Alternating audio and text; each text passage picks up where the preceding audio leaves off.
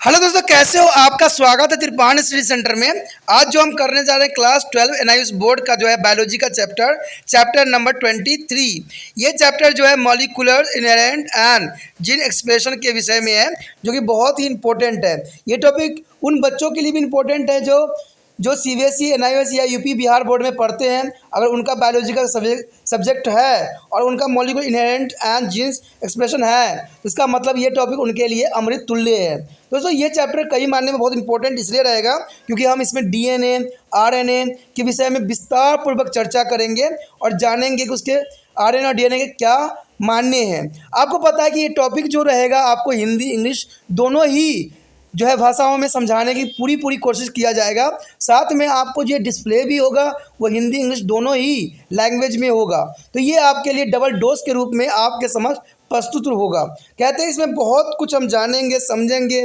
Jeans क्या होता है, उसका फंक्शन क्या होता है, आरएनए क्या होता है, डीएनए क्या है, आरएनए में कौन कौन से पार्ट होते हैं, हेलिकल स्ट्रक्चर जो होगा डीएनए के हम बारे में जानेंगे। तो सब बहुत कुछ होगा, बहुत कुछ हम समझेंगे।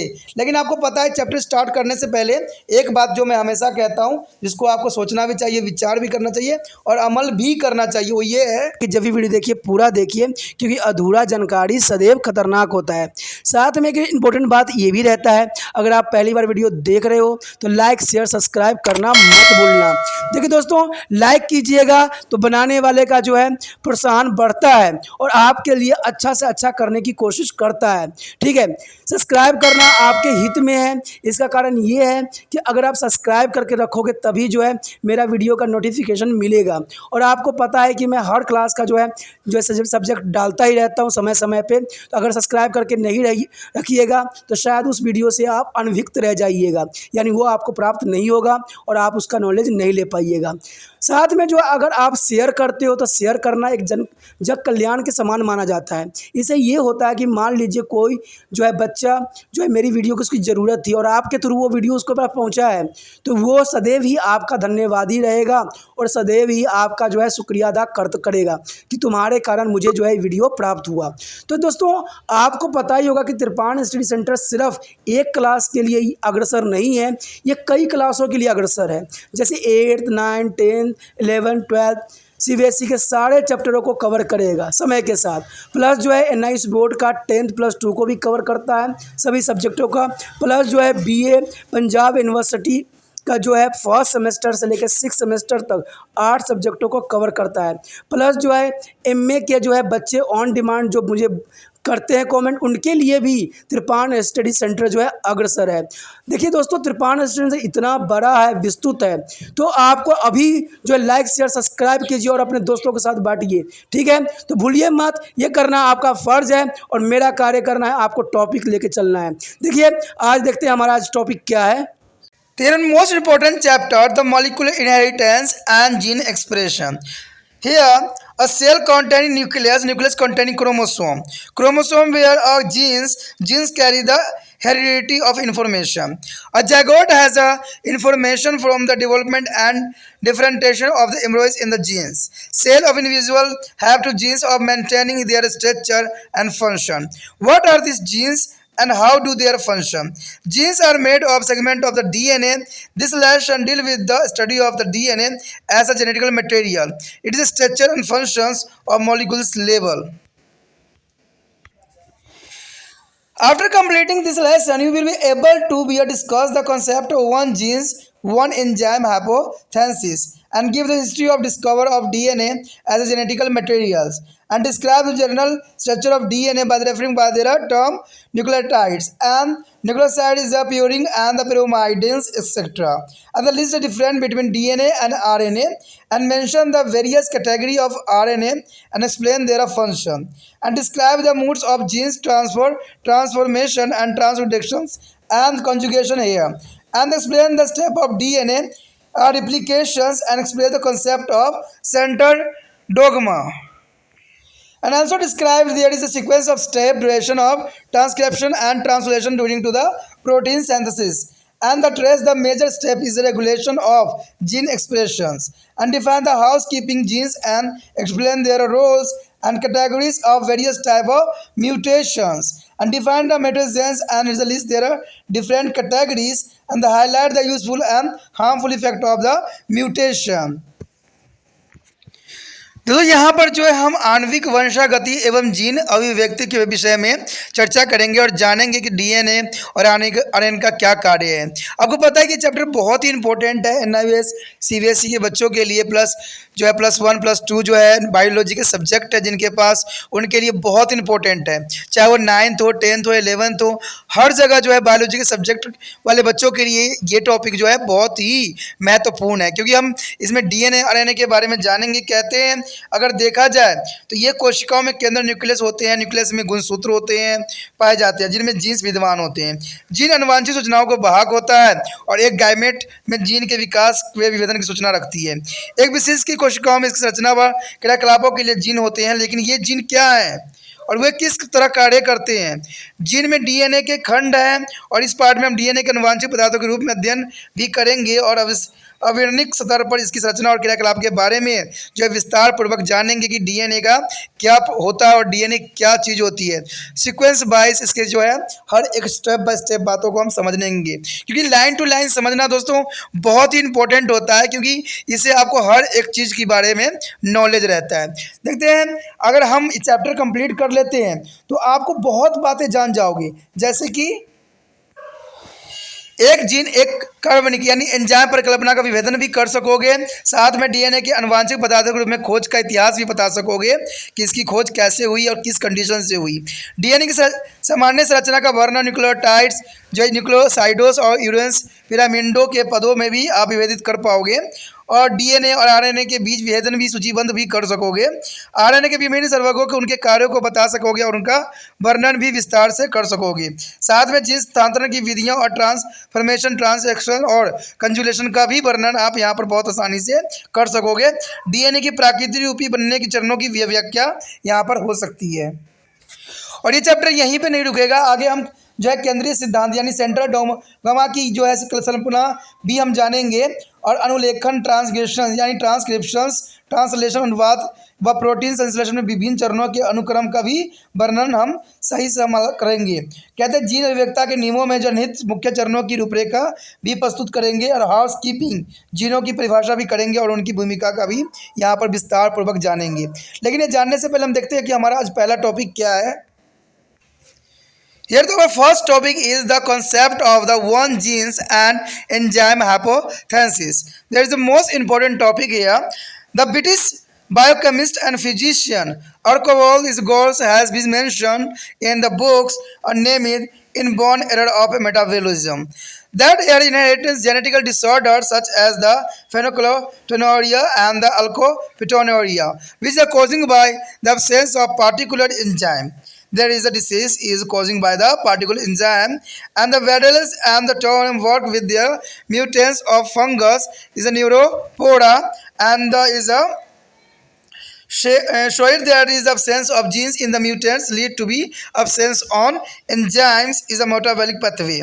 The chain of biochemicals is the reactions as midway, and thus is a proposed here one gene was responsible for the production of one enzyme, and this way is called to the one genes one enzyme hypothesis. Later it was found that enzymes a protein may be made of more than one polypeptides and one gene controlled the production of the haplopolytyl chain amino acid and protein. In this following section you will be learn about their natures and the genetic materials DNA and its role in the synthesis of protein. You will be also learn about the genes mutation because of which is a normal protein is not be manufactured in the body and the result is a genetic disorder. यदि हम देखें पहला topic अगर देखें तो एक gene एक परिवर्तन संकल्पना। देखिए ये चीज़ें की जो जानकारी थी फर्स्ट समय ब्रिटिश के जैव रसायन शास्त्री चिकित्सक जो है आर्चिबाल्ड गोडार्ड ने इसकी खोज किया था, ने अपनी पुस्तक लिखी थी जिसमें उन्होंने बताया था कि अपचाय की मूलभूत यानी जन्मजात त्रुटियां कौन कौन सी होती हैं, यानी इनबॉर्न एरर ऑफ मेटाबॉलिज्म इनका बुक था जिसमें उन्होंने सारी बातों को जो है विस्तार पूर्वक चर्चा किया था और बताने की कोशिश किया था कि त्रुटियां क्या क्या होती है। देखिए दोस्तों कोई भी चीज़ जो है इतना शॉर्ट में नहीं बताई जा सकती, क्योंकि वो चीज़ अधूरा रह जाती है। तो इन्होंने एक बुक लिखा जिसमें उन्होंने सारी बातों को विस्तार पूर्वक समझाने की कोशिश किया। कहते हैं कुछ बातें जो होती है डायरेक्ट नहीं कही जा सकती है, क्योंकि अगर आप जितना अध्ययन करोगे, जितना समझोगे, उतना ही में से जो है बातें कुछ जो होती है आपको पल्ले पड़ती है, कुछ निकल जाती है। तो कहते हैं अगर सागर को पढ़ोगे तभी गागर को तुम भर पाओगे, नहीं तो अगर सागर के बारे में इन्फॉर्मेशन नहीं रहेगी तो आप गागर नहीं निकाल पाओगे। तो गागर का मतलब यहाँ होता है कि घड़ा का मतलब यही रहेगा कि यहाँ पर नोट्स की बात किया जाता है कि आप पूरा टॉपिक देखते हो और इस टॉपिक से आपको कौन कौन सी बातें इंपॉर्टेंट लगी उसको नोट डाउन करना ही सागर में गागर भरने के समान है। तो इसीलिए जो ये वीडियो बेशक जितना मिनट का हो, जितने घंटे का चल रहा हो, सिर्फ आपने ये देखना है कि इंपॉर्टेंट इसमें टॉपिक क्या है। तो यही बात ऐसा ही जो है इसमें आर्चवेल्डस गेरार्ड ने भी किया था कि इन्होंने इन बॉर्न एरर में जो है मेटाबॉलिज्म की एक पुस्तक लिखा था जिसमें जन्मजात त्रुटियों के विषय में चर्चा किया गया था। उन्होंने इस नामक पुस्तक वर्णन भी किया जिसमें कुछ वंशक्रम में प्राप्त अनुवांशिक व्यक्ति क्रम जैसे फिनोटार्क्यूटोन्यूरिया यानी फिनोल कीटोटिनोरिया जो होती है एवं एल्कोपोटानियूरिया एक विशेष कार्बनिक अनुपस्थिति के कारण होता है, जो इस बात के बारे में उन्होंने चर्चा किया था। और कहते हैं न्यूरोस्पोरा कवक के जो है उत्परिवर्तक का कार्य भी करते हुए विडल्स और ट्यूमल ने उस बात को आगे भी बढ़ाने की कोशिश किया, तो दिखाने की कोशिश किया था कि जो एक्सपेरिमेंट हुई थी वो कई मायने में सही थी। इसलिए इन्होंने जो है उत्परिवर्तक यानी म्यूटेंट में एक जीन की अनुपस्थिति के कारण उत्परिवर्तक में एक प्रक्रिया की कमी हो जाती है, जिसके बारे में उन्होंने बताया था, जिसमें उपाच्य पथ जैव रासायनिक अभिक्रिया की श्रृंखला बीच में ही समाप्त हो जाती है। तो इस बात को दर्शाने के लिए उन्होंने कई एक्सपेरिमेंट भी करके दिखाया था। उन्होंने बताया था कि एक जीन एक प्रक्रमण के उत्पादन के लिए उत्तरदायी है और इसके एक जीन का जो है प्रकृवंश परिकल्पना कहा गया। बाद में यह पाया गया कि यह जो है प्रकृवंश एक से अधिक जो है पॉलीपेप्टाइड से बना हो सकता है और एक जीन की पेप्टाइड्स के उत्पादन को नियंत्रित भी करता है। तो ये बातें और ये विषय जो थी बहुत ही इम्पोर्टेंट थी, एक इतिहास में एक बहुत बड़ा अचीवमेंट थी, क्योंकि इसने जो है जीन्स के बारे में डीएनए के विस्तार के बारे में सब कुछ बातें जो थी क्लियर कर दी थी।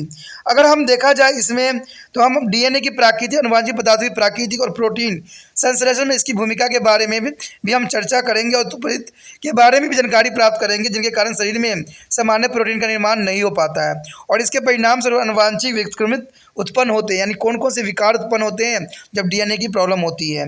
ठीक है, here a first question in our mind: who is the discover the DNA? The discover of DNA as the genetically hereditary is a material, but there is a gene is a localized of chromosome or the heredity as material was known to the scientists there earlier 12th century and there are 20th century and there that gene is a segment of DNA because evidence from to work of grift of bacterial transformation. There is the bacterial transformation. The bacterium Streptococcus is a pneumonia and when to grow in the lab from to smooth colonies and then injected with the mice kill them. A mutant of the bacterium from their rough colonies and their harmless to the mice. In 1928 is a Frederick Griffith is a found that if the smooth virulent from to the Streptococcus is killed and the mix with the harmless rough from the Streptococcus to be later become a virulent killer. The change are transformation of the bacteria from to harmless the virulent term of bacteria transformation. In 1944, Everest McCoy, there's a M.C. McCordis extract DNA from to the virulent smooth Streptococcus as the mix with their non-virulent rough variety. The non-rough is a variety become a virulent and their smooth coat. This did not be happen when the DNA of the virulent from the digested with the enzyme. The DNASE and their mix. Then it is become clear the DNA was the transforming principle. And later, Hershey's and Chase is the 1952 used a T2 bacteriophages. T2 bacteriophages is the most important here as a virus which is infected bacteria from their experiments. They level to the protein coat of the virus with their radioactive isotope of sulfur 35S. When the virus was introduced into the bacteria, no radioactives was found inside the bacteria and the viral code was left outside. When They labeled viral DNA with the 52p32R radioactives. Phosphorus radioactives was the found inside the bacteria. It has become clear that a new generation of the virus were produced inside bacteria because of viral DNA. Show in their figure. There is the most important for the microbiology student who is the BSc. There is the most important experiment for the mice. The S strain are encapsulated is an virulent. There is a mice is a dye, but R standing monocapsulate and the non-virulent there is the injected in the mice and the heat kill of virulent S strength in the mice. There is a most important experiment shown in this figure.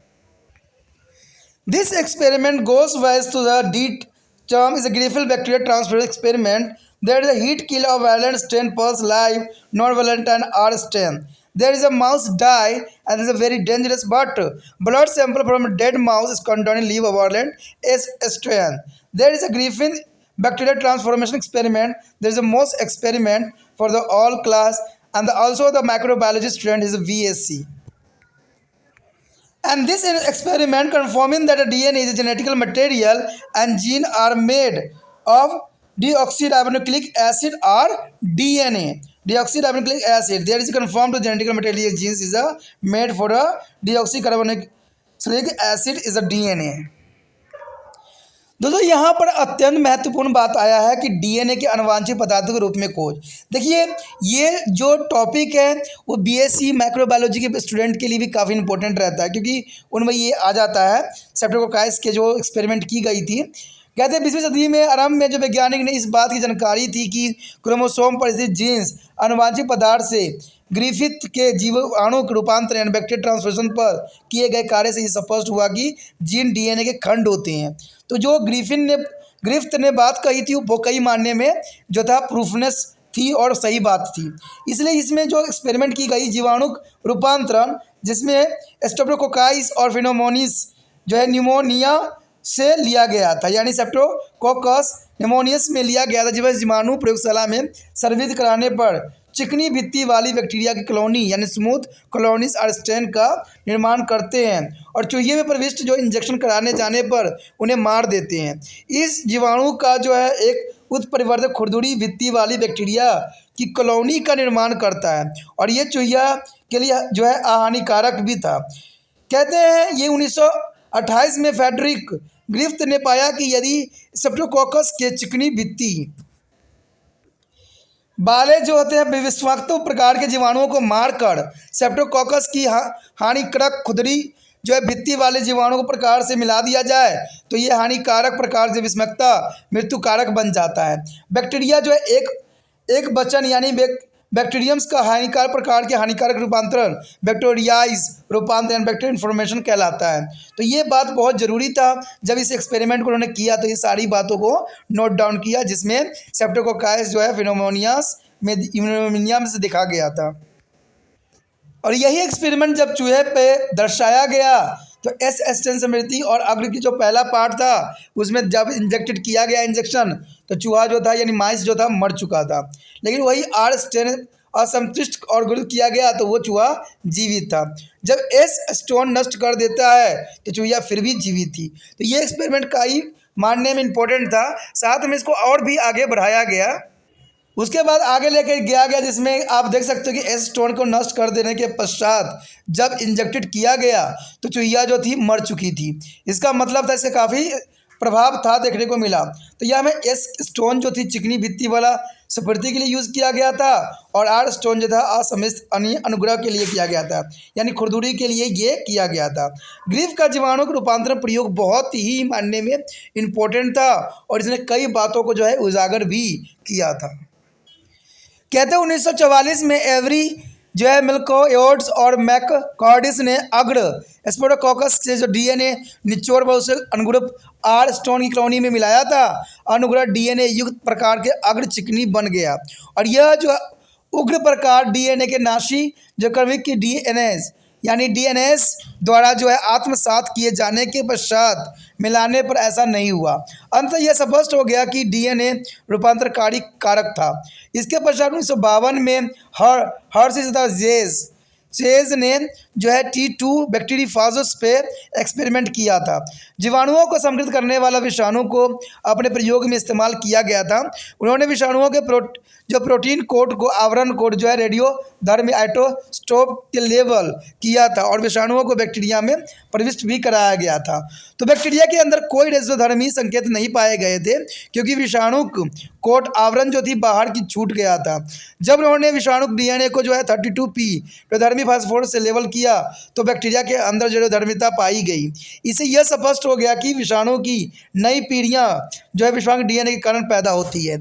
यानी ये बात बहुत clear कर दिया कि DNA की वजह से ही जो विषाणु के जो पूर्वजों में जो है पीढ़ी दर पीढ़ी बढ़ती चली जाती है। तो ये एक्सपेरिमेंट कई मायने में इम्पोर्टेंट भी था और ज़रूरी भी था। इस प्रयोग ने डीएनए के अनुवांशिक पदार्थ होने और जीनों के डीएनए डीऑक्सीराइबोन्यूक्लिक अम्ल से निर्मित होने की पुष्टि भी कर दिया कि डीएनए जो है जीन जो है डीएनए से बना हुआ होता है और आनुवांशिक रूप में जो है जीवों में पाया जाता है। तो ये बातें एक बहुत बड़ा इतिहास में बहुत बड़ी खोज थी जिसे डीएनए हमारे समक्ष आया।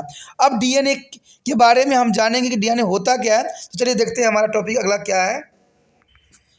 तो our next topic is structure of DNA, the genetical heredity of material. That is the most important topic here, DNA. The chemical nature of DNA is the deoxyribonucleic acid here. The DNA is the polynucleotides and macromolecules. Macro means large. The made of units called to the nucleotides, and each nucleotide consists of 3 subunits. The first is a pentose, means 5 carbon sugar called to deoxyribose, and 4 nitrogen base adenines and glutenines are the pyrimidine base on the thiamines T and cytosines are bromide to the base. There is the most important here is adenines A, glutenine B, G, and thiamine T and the cytosine C. There is a make on the each other, and a phosphate group of P4 is a position on the sugar. Here shown in this diagram, there is a bacteriophages radioactives of 35S level protein capsule. The radioactive 35PS level DNA is here, and the first stage is the infection, and this goes with the second step here. There is bleeding. So there is second step is bleeding, and third is a configurations. Configurations here there is third, and there is hypothesis case of experiment. There is no radioactive detect in the cells. There is a third stage is the contrifugations, and the no radioactives is the detect in the supplementant. There is a very important fact on the here. Here the show there is the most important structure is a component of nucleoside and nucleotide here. There is a base and the sugar is a nucleosides, but base plus sugar plus phosphate is a nucleotides. There is a most important structure for the exam view on the +1 and +2 students CBSE. There is a asking to many times this question, a component of nucleosides and nucleotides. The base and sugar is the nucleosides, and the base plus sugar plus phosphates is the formation of nucleotides. So there are 4 nucleotides in a DNA formed to sugar and nitrogen is base and phosphate. There is a curve follows as a rule here. The 4 nucleotides are not present in equal amount in the DNA molecules, but their amount of pyrimidines plus A plus G, and there is a bromidines is a T plus G C is a way equal. In other words, is a A is equal to T and G is equal to C. This is called the Crafts rule. There is a most important rule for the DNA structure.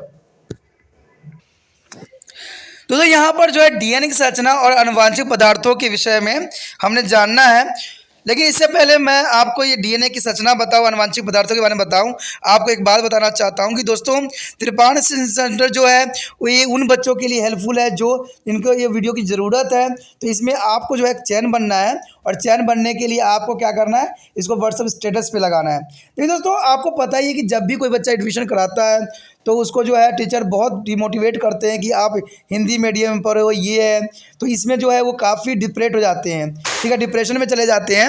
लेकिन त्रिपाण centre जो है आपके भाषा में, आपके ही language में और आपके जैसा ही जो ये वीडियो आपके समझ प्रस्तुत करते हैं, इसको समझाना आपके लिए और सोचना भी आपके लिए आसान हो जाता है।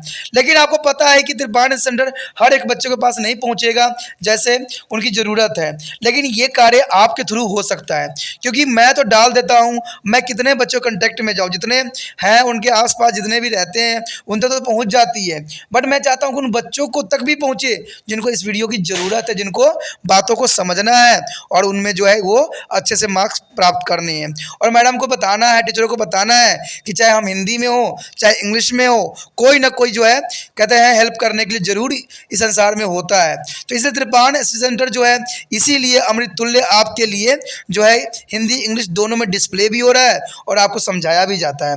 तो आपको क्या करना है, बहुत तकलीफ नहीं करनी है, सिर्फ थोड़ी सी तकलीफ करनी है कि आपको क्या करना है, जैसे वीडियो आप ख़त्म करोगे आप जो है इस लिंक को कॉपी करके अपने व्हाट्सएप स्टेटस पे कुछ समय के लिए 24 घंटे के लिए लगा देना है। जैसे मान लीजिए आप सोचिएगा कि ऐसे करने से क्या होगा, कुछ व्यक्ति देखेंगे और उसको छोड़ देंगे, इग्नोर कर देंगे। आपकी बात सच है, क्योंकि बच्चे जो व्यक्ति को नहीं ज़रूरत है वो क्यों देखेंगे, लेकिन मान लीजिए उन्हीं व्यक्तियों में से कोई ऐसा बच्चा होगा, ऐसा स्टूडेंट होगा जिसको बहुत दिनों से इस वीडियो की ज़रूरत रही होगी, ठीक है, तो उनको प्राप्त हो जाता है। मैंने कहा ना, आपके एक कोशिश से अगर एक व्यक्ति जुड़ रहा है, एक व्यक्ति को मिल रहा है, तो ये मेरे लिए बहुत ही बड़ी अचीवमेंट हो रही है, क्योंकि मैं कहते हैं एक बात जानता हूं कि बहुत जल्दी कोई चीज़ नहीं बढ़ जाती है।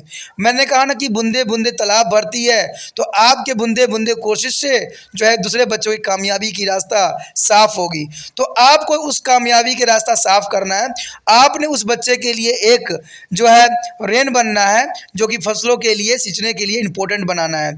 तो इसके लिए आपको करना है व्हाट्सएप स्टेटस पे लगाना है। तो दोस्तों सोचिए नहीं, विचार ना कीजिए, क्योंकि सोचना विचार करना गलत कामों में होती है, अच्छा कामों में कभी भी सोचने और विचार करने की आवश्यकता नहीं होती है, सिर्फ कर्म किया जाता है। जैसे पढ़ने के लिए आपको सिर्फ कर्म करने की जरूरत पड़ती है, सोचोगे तो आगे कामयाबी का रास्ता आपके लिए नहीं खुलेगा, ठीक है। तो सोचना नहीं है, विचार नहीं करना है, अभी व्हाट्सएप स्टेटस पे इसको लगाना है। तो कहते हैं आगे हमारा जो है यहाँ पर डीएनए की संरचना, अनुवांशिक पदार्थ। देखिए डीएनए की संरचना जो होती है आपने देखा भी होगा कई जगहों पे, तो ये डीएनए की संरचना के बारे में हम जानेंगे, लेकिन उससे पहले हम जानेंगे कि डीएनए होती क्या है। कहते डीएनए एक जो है पॉलीन्यूक्लियोटाइड्स, एक विधाकार अणु है जो कि न्यूक्लियोटाइड्स इकाइयों से मिलकर बना हुआ होता है। यानी आपको पता होना चाहिए कि न्यूक्लियोटाइड्स इकाई यूनिट से मिलकर बना होता है डीएनए, इसलिए इसको न्यूक्लियोटाइड्स भी कहते हैं। कहते हैं प्रत्येक न्यूक्लियोटाइड्स की 3 उप इकाई होती है। तो एक जो होती है एक पेटल शर्करा, यानी 5 कार्बन शर्करा जिसे जो है डी ऑक्सीराइबोस कहते हैं से बना हुआ होता है, और 4 इसमें नाइट्रोजन बेस होते हैं जिसको हम एडोनिन्स, ग्वालिन्स और प्यूरिन्स या थैलिन्स कहते हैं या साइटोसिन कहते हैं। इसमें जो होता है दोस्तों बहुत इंपॉर्टेंट होता है, ए जो होता है जी के साथ जुड़ता है और टी जो होता है सी के साथ इक्वल दिखाता है। तो ये जो होता है आप डीएनए के जो बीच के स्ट्रक्चर देखोगे तो उसमें ये आपको नज़र आएगी, ठीक है। कहते हैं शर्करा में स्थित फास्फोरेट जो P4 होती है तो वो भी काफ़ी इंपॉर्टेंट स्थान रखता है। अगर बात किया जाए तो इसमें एक बेस और शर्करा मिलकर जो है न्यूक्लियोटाइड्स का निर्माण करते हैं। तो ये आपको ध्यान में रखना है कि एक बेस और ये शर्करा मिलकर जो है न्यूक्लियोसाइड का निर्माण करते हैं, एक फास्फेट समूह के इसके साथ संयुक्त होने जाने से न्यूक्लियोटाइड्स बन जाता है। जैसे बेस प्लस शर्करा न्यूक्लियोटाइड्स बनाता है और बेस प्लस शर्करा प्लस फास्फेट न्यूक्लियोटाइड्स बनाता है। तो ये काफ़ी इंपॉर्टेंट बात रहती है कि डीएनए स्ट्रक्चर के लिए। इस प्रकार डीएनए में शर्करा, नाइट्रोजन बेस या फास्फोरस में निर्मित 4 न्यूक्लियोटाइड्स होते हैं, जैसे कि आप इस चित्र में भी देख सकते हो। इसमें साफ क्रम में दिखाया गया है कि बैक्टीरियोफेजेस दिखाए गए हैं दोनों साइड। इसमें रेडियोधर्मी S35 निश्चित प्रोटीन कैप्सूल दिखाया गया है और रेडियोधर्मी 30P जो है चिन्हित प्रोटीन कैप्सूल दिखाया गया है। सबसे पहला स्ट्रक्चर में अगर आप देखोगे तो ये स्ट्रक्चर जो है संक्रमित है, ठीक है। संक्रमित दिखाने के लिए देखो ब्लैक ब्लैक आपको दिखेंगे, नजर आएंगे, इसका मतलब ये जो है संक्रमित है। अगर आप दूसरा स्टेज देखोगे जिसमें ब्लेडिंग दिखाया गया है तो इसमें ब्लेडिंग दिखा के आपको संरचना को दर्शाया गया है।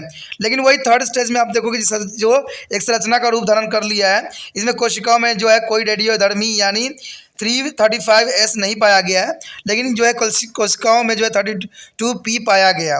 तो इस प्रकार जो है आपको सुपरीमेंटन्स में रेडियोधर्मी 35 पाया गया और एल्बिट में कोई रेडियोधर्मी नहीं पाया गया।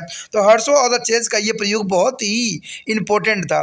लेकिन इसको हम रासायनिक समीकरण में कैसे लिखेंगे आइए देखते हैं।